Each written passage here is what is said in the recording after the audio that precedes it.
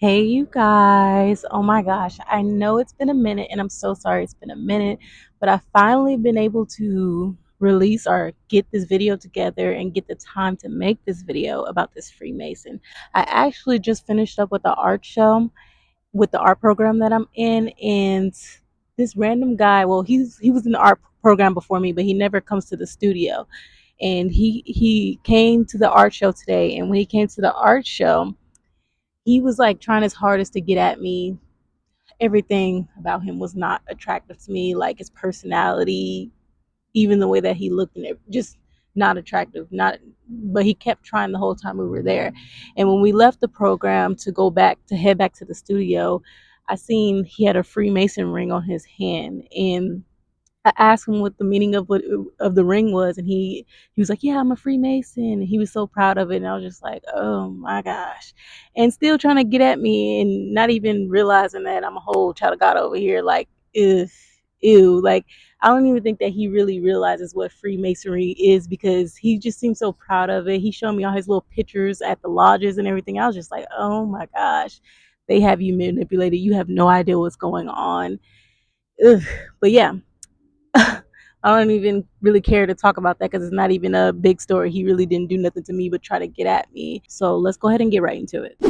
Being a child of God is basically suffering with patience while you wait for everyone else around you to figure out that someone or something has demonic intentions when you were made aware of it right away. So, this Freemason cop was actually the blessing from the story where I told you guys God made me aware that that man was not my husband. The woman that he sent, the security officer or cop that he sent to basically completely divide me from that man was this Freemason cop. And I was made aware that she was a Freemason from her neck tattoo and her actions. God even forced this previous security company to lose their contract with the shelter so he can move in an entire new security company to completely separate me from that man. So the shelter did this transition by moving in two new hires before they switched the companies. And so they moved in these first two hires. One was the Freemason lady, which was very aggressive. And then the second was just a normal guy, but he was just also very aggressive. So this is why I tell you guys that God reveals people's intentions to us right away. So when it came to both of these new hires, they both started at the exact same time and they were having the same shifts so they can learn at the same time. And so God revealed it to me right away that they were both monitoring me with interest right away, but it was two different types of monitoring. So when it came to the male guy, he was monitoring me in a romantic interest type way. But when it came to the Freemason lady, she was monitoring me in a demonic way where she had a interest in me. She was intrigued, and I could tell it was going to turn into a demonic obsession. Day two of them being there, she immediately started trying to force interactions with me, following me around, attempting to instruct me to do anything so she can basically establish control over me. So that's like really the thing with these demonic people. When they see us and they see the way we move, they see that we follow God rather than following the way that everybody else does it. Anything, they see us as uncontrollable, and they try their hardest to hurry up and throw everything they can at us to establish like any type of form of control over us. And so she received her opportunity to attempt to get control over me when I got into it with the Jezebel from this story time. And the situation was extremely small. But of course, the Jezebel and the Freemason blew it out of proportion because she really just wanted to find a reason to have a problem with me. There are like some serious situations that go on in that shelter where people will be almost coming to blows, whether they're bunkmates or they are way across the dorms from each other. There's some extreme situations that happen that they pay way less attention to. When the situation happened, the Freemason lady basically sent me to an area where I was alone and met me in the area where I was alone, where she did the most trying to kick me out, just saying all types of crazy stuff to me, going wild, knowing that she was the only security officer there. So she kind of had control over the situation, just doing the most wildest things to me. After she has had a long time with me going in, acting crazy, saying crazy stuff to me, trying to kick me out and all the other stuff, all the rest of the security comes to the front. And I don't even know why all the security was involved with this one small situation. That don't ever happen. And so we're all in the front. and we're talking about the situation. Everybody's pretty much concluding that the Jezebel is crazy, like I said. And so she's now on hush mouth because she's sitting there saying all types of crazy stuff to me. And everybody else in the security knows that I don't be doing nothing. And so as we're standing there right next to each other, I just so happen to look to the side at her. I don't, because I was asking her a question. And when I look to the side of her, I see her neck, and I see her neck tattoo, and I see a Freemason tattoo. And I looked away and I looked back and I double take it. I'm like, oh my gosh. Oh my gosh. This is why.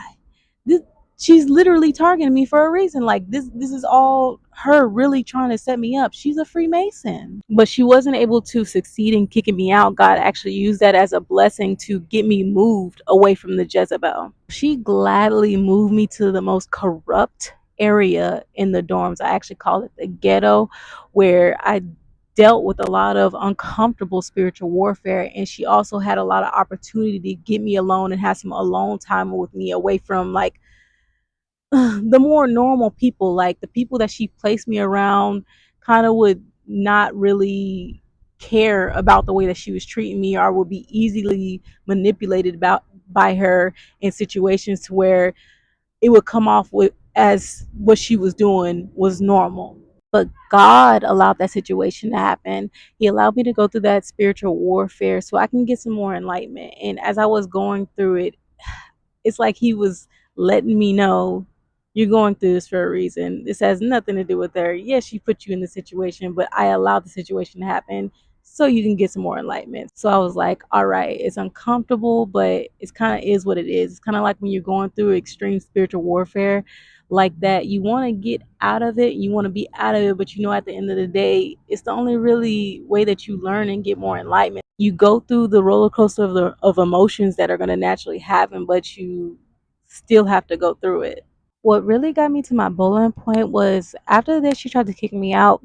The next day, I'm coming in to have to get something done. And when I come in, she's sitting at the front and she tries to act like she's my friend. She's like, "Oh, hi, Brianna. How are you doing today?" And then like I was so irritated. I'm like, you really just did the weirdest stuff yet to me yesterday. Did all types of weird stuff, trying your hardest to get me kicked out, and now you're trying to act like you're my friend. But I see exactly what you're doing. You're so creepy, and I see exactly what you're doing. And I see that I can't even really like report this to anybody because it just looks like you're coming off as a nice person. They don't know what you were just saying to me the previous day. So when she said that, I was just like, I really am tired of seeing y'all, and I wish y'all would stop talking to me. And so she smiled when I said, like, she just did the most creepiest big smile when I said that. And I was just like, ugh, yeah, there's something seriously wrong with you. So, like, later on that night, it was around the time that they have to do count. And when they do count, they just go around and make sure everybody's in their bed. As long as they can visibly see you, they don't have to say nothing to you. And so, she gets me like I'm in that area to where she can basically have me alone. And so she gets to my area and I can hear that she didn't say nothing to nobody else, but when she gets to my bunk, she stops right there. She puts her paper down from doing her count. She stops right there and she's like, "Hi, Brianna." So I have earphones in, I could kind of hear her, but I act like I couldn't hear her. So she says it again, "Hi, Brianna," in the most creepiest voice. And then so I finally look up like with a mug, like, what are you like? Why are you creeping like this? And then when she sees my face, when she sees me mugging her, she does that big creepy weirdo smile again, and she's just like doing like this. And I was just like, oh my gosh, like that's when I was like fed up. I was like, yeah, something's gonna have to happen because there's something seriously wrong with this woman. There's a lot of people who are not spiritual, or there's a lot of people who believe they're spiritual but they don't understand what spiritual warfare and spiritual attacks actually are. So when it comes to reporting this type of behavior that you're going through, it's really, really hard. And them demonic people know that it's hard to report spiritual warfare. But this lady kept putting me through so much spiritual warfare, so much pressuring attacks, that she actually gave me the ability and the enough evidence to actually report her. And then God put me in a situation to where the perfect people to report her to pulled the information out of me. So they then reported her to the correct people that were above her, and they gave her a warning. And she calmed down for a minute, but she was really just planning on how she was going to attack me in a more vague way. So then God showed me that she had no control over me or even her own emotions. So there was one particular night that I had to get up and go talk to security about something. So I went to go talk to them. And when I went to go talk to them, I had to pass by her in like this sort of hallway area. And when I'm passing her by, I feel this energy coming off of her. I didn't even use I didn't even used to like really like look at her. I kind of would just really feel her energy and then try to avoid her. So this time when I'm passing her up, I feel her energy is like weird and demonic. So I just so happen to have look at her. And when I look at her, she's making this face like she's looking down like this and like walking like this. And I'm like, what in the heck is going on with you? But I was just like, whatever. It seems like it's not directed at me, so I'm gonna just keep it pushing and mind my business. So I go talk to security, and when I'm done with that, I go back to the dorm area. When I get in the dorm area, I see she's in there clearing a woman's bed off. And it was so random that it made me ask, I was like, why are y'all clearing off her bed? And she said in this extra masculine voice, she was like, it's because of disrespect. And I just looked and I was just like, okay. So I made a face. And I noticed that the face that I made really like triggered her to a point where she kind of snapped out of it. And when she snapped out of it, she went into like defend mode, trying to defend and hide her intentions of who she was and what she was doing. So she started trying to like go around to the people that she had befriended and basically explain herself so they can understand where she was coming from and not think that she was a psycho or the psycho that she was. And it worked. She was still like very, very mad for like 2 whole days after that. And I'm not gonna lie, I got a bit fearful that she was gonna find any type of way to like kick me out. But God quickly got in my ear, basically let me know she has no control over my situation. And He also was informing me, fear me, don't fear people. And so I was like, all right, cool. So I did that. I did just what He said, stop fearing her. I prayed, and I believe I read my Bible too, and I was good after that. I was also made aware that that's exactly what she was trying to do, make me fear her, do everything that she could to install fear in me of her or anybody that was over me in that shelter. Then God started revealing to me rules that she was breaking, rule like the shelter rules that she was breaking to keep her befriended friends, and He was revealing it right in my face. So I just started taking notes. So even though I was being heavily attacked, I decided to play chess instead of checkers. And God was also still in my ear, like, you can't lie, you can't stretch a truth. So I basically would get the information from God that was revealed to me, basically kind of, I wasn't even really trying my hardest to watch what was going on. Things were just being revealed to me. I was seeing things happening right in my area. So I would take note of them, report them in the most smallest way, just kind of report them and mind my business. It all ended up working itself out, resulting in me realizing just a little bit more who my God is and who I am as His child. So there was one random day that I was trying to get my bunk moved. I was trying to get moved up out of the ghetto. And I was being informed that I couldn't be moved because of rules and regulations, and they were scared about following the proper regulations because they didn't want to get in trouble, because people are not supposed to be just moving beds around all willy-nilly. And it accidentally slipped out that Mason had gotten fired for moving beds all willy-nilly and not following the rules. This was actually a blessing for me and a lot of other people in the shelter. Apparently, I it's crazy how much she was doing to people. And while she was still there, this woman, her phone was stolen. She Every time this woman came into work, like, there would be a lot of beds freed up because she would go on a rant kicking as many people out as she could every day. She was also really good friends with Psycho Red from this story that I told you guys about.